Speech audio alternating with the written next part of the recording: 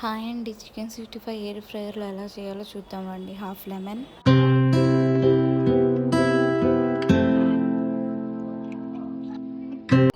Yoghurt ఒక 2 spoons వేసుకోవాలి.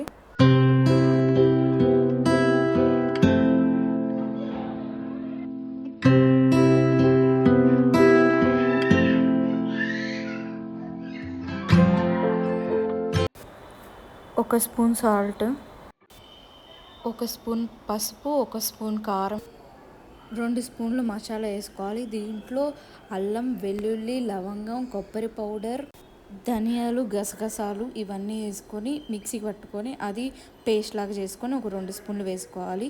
తర్వాత ఫ్రిడ్జ్లో ఒక హాఫ్ అన్ అవర్ పెట్టుకోవాలి. హాఫ్ అన్ అవర్ నుంచి 1 అవర్ పెట్టుకోవచ్చు, అది మన ఇష్టం. ఇప్పుడు 2 స్పూన్స్ కార్న్ఫ్లోర్ వేసుకోవాలి.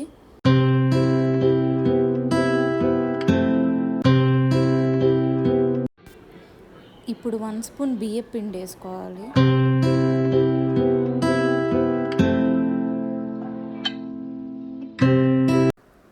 ముందలుగా మనం ఎయిర్ ఫ్రైయర్ని ప్రీ హీట్ చేసుకోవాలి. 200 డిగ్రీస్ పెట్టి ఒక 3 మినిట్స్ హీట్ చేసుకుంటే సరిపోద్ది.